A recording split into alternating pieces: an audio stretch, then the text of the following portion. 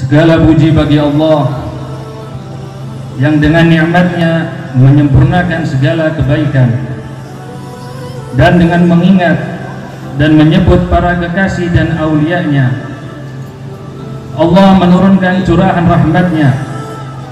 Salawat beserta salam semoga tercurah kepada pemimpin dari semua pemimpin dan sebaik-baik manusia, Sayyidina wa Habibina wa Maulana Muhammad sallallahu alaihi wa alihi wasallam, beserta segenap keluarga dan sahabatnya yang mereka semua bagaikan bintang-bintang yang menerangi gelapnya malam. Para habaib, para ulama dan hadirin sekalian yang dimuliakan Allah, telah banyak sekali bukti kebenarannya bahwasannya akan mendapatkan sir, madad dan barakah di dunia maupun di akhirat bagi orang-orang yang berusaha mencatat, mengumpulkan dan menyiarkan riwayat hidup, budi pengerti, akhlak dan ilmu yang mendekatkan manusia kepada Allah Subhanahu wa ta'ala, sehingga bisa menjadi tauladan bagi masyarakat umum. Maka untuk tujuan itulah hati kami tergerak untuk mengungkapkan sebagian kecil dari riwayat hidup salah seorang yang termasyhur, termulia, terpandang wali-wali Allah, Sayyidina wa Maulana wa Habibina Al-Imam Al-Arif Billah Ali bin Sayyidina Al-Imam Muhammad bin Husain bin Abdullah Al-Habsi, dengan harapan semoga kita memperoleh sepercik barakah dan rahmat yang Allah limpahkan kepada beliau, dan semoga kita tercatat sebagai pendukung dan pengikut yang setia kepada beliau. Amin ya rabbal alamin. Hadirin sekalian yang dimuliakan Allah, Al-Habib Ali bin Muhammad Al-Habsi radhiyallahu an dilahirkan di sebuah kota bernama Gosam Hadramut pada hari Jumat 24 Syawal 1259 Hijriah, bertepatan dengan tanggal 17 November 1843 Masehi. Semenjak dilahirkan telah nampak pada sinar wajahnya tanda-tanda yang mengisyaratkan bahwa beliau akan menjadi seorang wali dan arif billah, seperti yang telah diramalkan sebelumnya oleh para ahli al-kasab di zaman itu. Beliau dibesarkan di bawah asuhan dan pengawasan ibundanya yang bernama As-Sarifah Al-Arif Billah Alwiyah binti Husain bin Ahmad Al-Hadi Al-Jufri, yang terkenal di antara para aulia dan tokoh-tokoh terkemuka waktu itu sebagai seorang wanita yang solehah dan amat bijaksana. Ibunda beliau mendidiknya dengan hati-hati dan penuh perhatian. Ditanamkan pada jiwa beliau akhlak dan budi pengerti yang luhur, ilmu dan pengetahuan dengan sebaik-baik asuhan, sehingga beliau radhiyallahu an mampu menghantamkan Al-Quran pada usia yang sangat belia. Bahkan beliau radhiyallahu an berhasil menguasai ilmu-ilmu zahir dan batin sebelum mencapai usia yang semestinya untuk itu, sehingga beliau diizinkan oleh guru-guru beliau untuk memberi ceramah dan mauidhah kepada halayak ramai. Dan dalam waktu yang singkat beliau menjadi pusat perhatian dan mendapatkan tempat yang terhormat di hati setiap orang. Kepada beliau diserahkan tampak kepemimpinan pada setiap majelis ilmu dan lembaga pendidikan serta pertemuan-pertemuan yang diadakan. Beliau pun berhasil mengemban tugas suci yang dipercayakan kepada beliau tersebut dengan sebaik-baiknya. Beliau bukan hanya mendidik para murid, bahkan beliau menyediakan makan dan minum mereka, membangun pondok dan asrama-asrama untuk menampung mereka. Semuanya itu beliau lakukan sebab beliau berkeinginan agar para murid dapat menuntut ilmu dengan tenang, bebas dari kelesuan dan keraguan yang disebabkan memikirkan kebutuhan hidup sehari-hari. Kiranya usaha beliau ini tidaklah sia-sia. Beliau benar-benar merasa puas dengan menyaksikan banyak di antara murid beliau yang telah berhasil meraih apa yang dicita-citakannya, meneruskan dan menyebarkan ilmu yang diperolehnya, bukan hanya di daerah Hadramut, tetapi tersebar luas ke beberapa negara lainnya, termasuk di negara Indonesia yang kita cintai ini. Mereka berjuang dengan gigih dalam berdakwah di tempat-tempat mereka. Lembaga-lembaga pendidikan dibangun di mana-mana, dan mereka pun mendapat tempat yang terhormat di kalangan masyarakat setempat. Al-Habib Ali telah menanamkan benih yang agung dan mulia, serta meletakkan dasar yang kokoh dalam berdakwah bagi orang-orang yang datang kemudian sampai hari ini dan untuk selamanya, insya Allah. Yang kesemuanya ini, apabila kita mau mencontohnya, niscaya kita tidak akan mengalami kemunduran seperti yang kita alami sekarang, dan kita tidak akan tertinggal oleh kafilah tokoh-tokoh ulama dan aulia yang telah mendahului kita.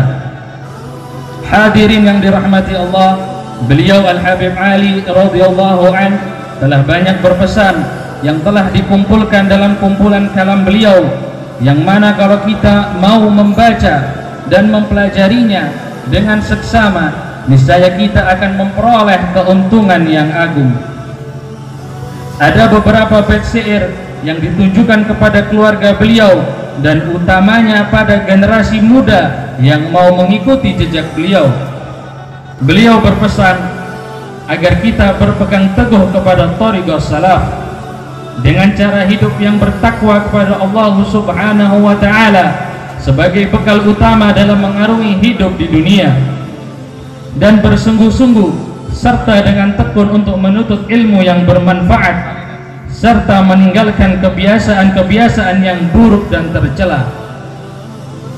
Kemudian kita diwajibkan berhati-hati dalam memilih teman, sebab hal ini amatlah besar pengaruhnya bagi perkembangan hidup pribadi seseorang. Bila kita bergaul dan bersahabat dengan orang yang tidak baik, pasti kita akan terkena pengaruh oleh hal-hal yang tidak baik, yang membawa kita ke arah kehinaan dan kebejatan moral. Sebaliknya, apabila kita bergaul dan bersahabat dengan orang yang baik, pasti kita menjadi orang baik dan memperoleh keuntungan yang tiada ternilai. Di antara yang menggembirakan hati Al-Habib Ali adalah apabila kita semua selalu setia kepada thariqas salaf yang dianut oleh para leluhur kita, yaitu perbuatan yang selalu diridai Allah dan Rasulnya, seperti tingkah laku dan gerak-geriknya selalu berusaha mengikuti jejak Rasulullah Sallallahu Alaihi Wasallam dengan seteliti-telitinya. Mereka para salaf berpedoman hidup menuntut ilmu yang bermanfaat, berbudi pengerti yang luhur, beramal yang baik dan murni, serta selalu mengingat Allah Subhanahu wa ta'ala dengan segenap jiwa dan raganya.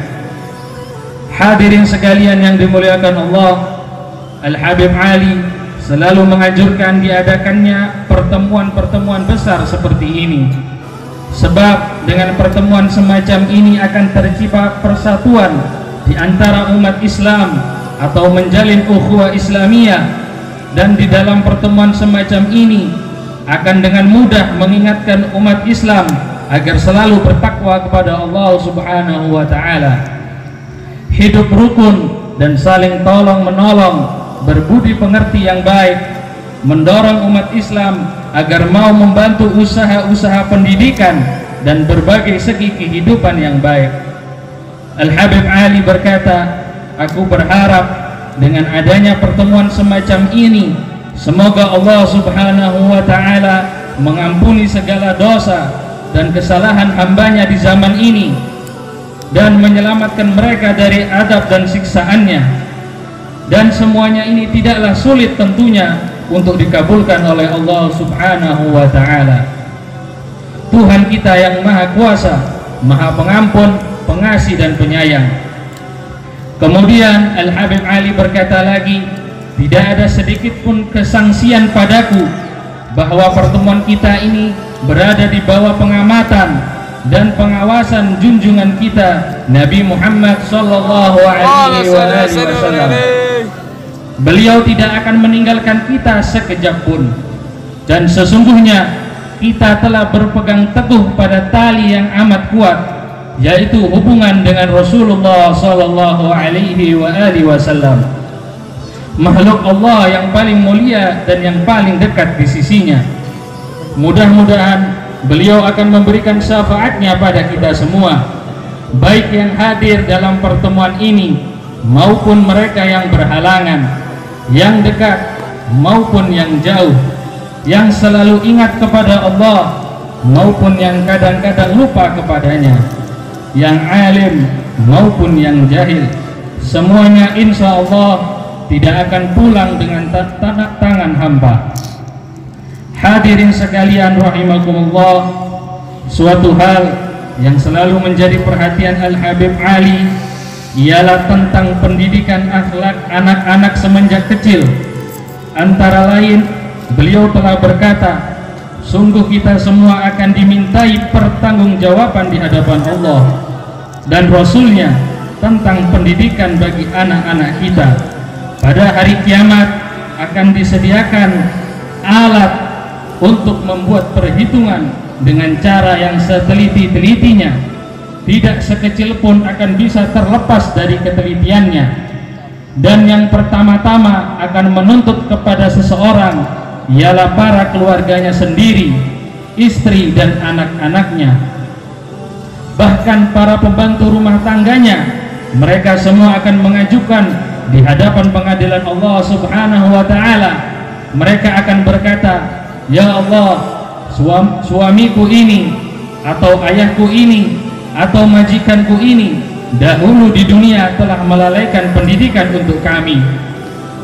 Ia tidak pernah mengajar kami, ia tidak pula mau mendatangkan guru yang mengajar kami soal agama. Maka hukumlah ia untuk kami dan ambillah hak kami daripadanya ya Allah. Berkatalah Al-Habib Ali selanjutnya, jika seseorang di antara kita ini sudah tidak mau atau tidak mampu menyediakan seorang guru bagi mereka, apakah ia akan menunggu datangnya seseorang yang akan mengetuk pintunya untuk menanyakan kepadanya, apakah saya boleh mengajar anak-anak saudara?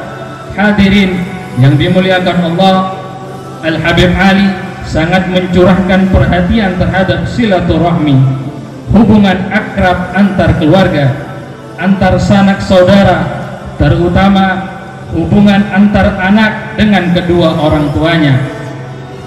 Berkatalah beliau dalam hal ini bahwa doa kedua orang tua langsung menembus ke 7 lapisan langit.